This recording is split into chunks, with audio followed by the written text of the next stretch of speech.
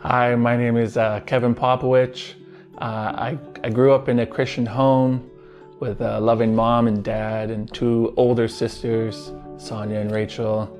I remember the first time becoming a Jesus follower. I was 5 and my parents were tucking me into bed, and my dad is like, "Would you like to become a Christian, Kevin?" And as a 5-year-old, I didn't know what it was, but I'm like, sure, let's do this. And we did the prayer, and he said, "You're a Christian now, and you have Jesus living inside of you."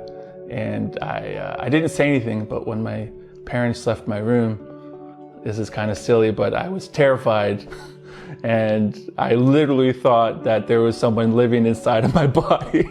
And later on, I figured that was literally a figure of speech and nothing was to be scared about that.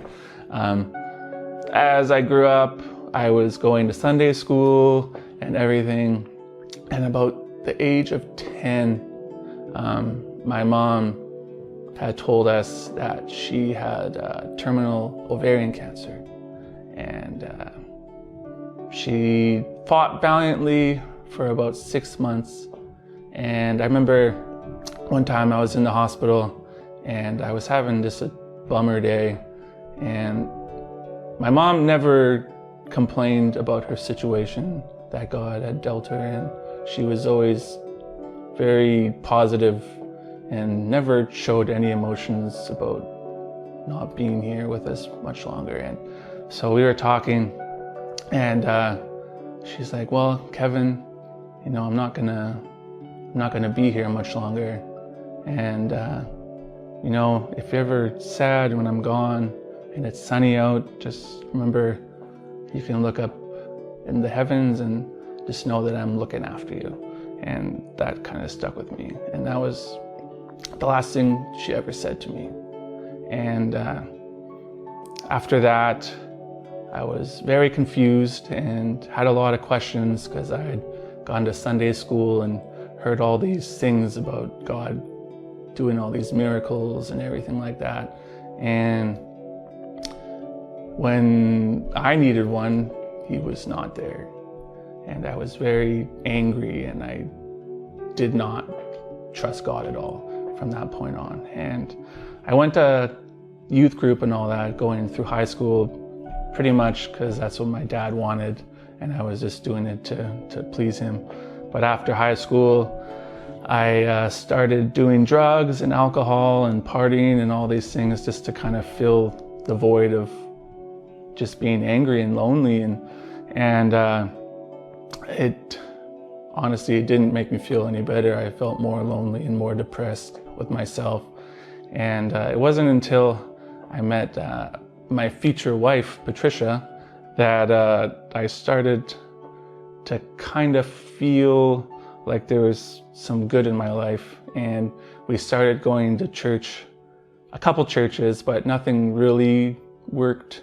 And then a friend of hers that became a friend of mine, John Loeve, he reached out and told us about this church, Fraser Point, that we should try and check out. But we ended up going, and it was awesome. And we got hooked up in this small group. And I remember the first night we were there, God just told me to tell him everything. And honestly, for the first time, I think in my whole life, I felt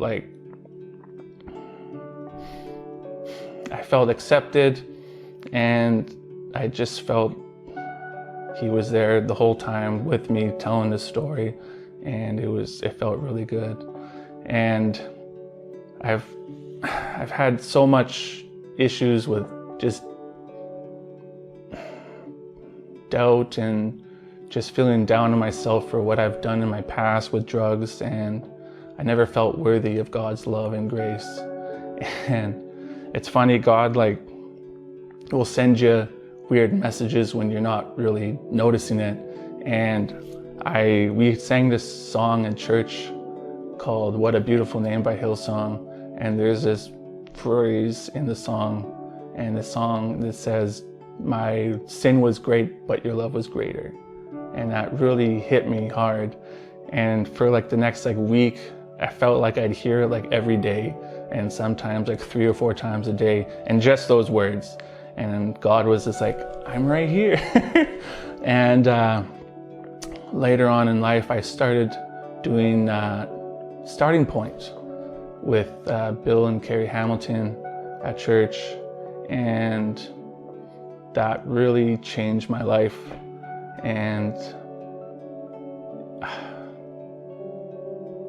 just to know God's grace has wiped my past clean, and that through him that all this is capable. And I have a verse here from 1 Peter chapter 1, verse 8 and 9. And it goes, although you haven't seen Jesus, you still love him. Although you don't see him yet, you believe in him and celebrate with joy and glorious and beyond words. You are receiving the salvation of your soul as a result of your faith. And so what does baptism mean for me is, although I don't see God, I hope that through my actions in life that people can see God through me. And although I've made mistakes in my past, it's through grace that God has erased all that and made me brand new.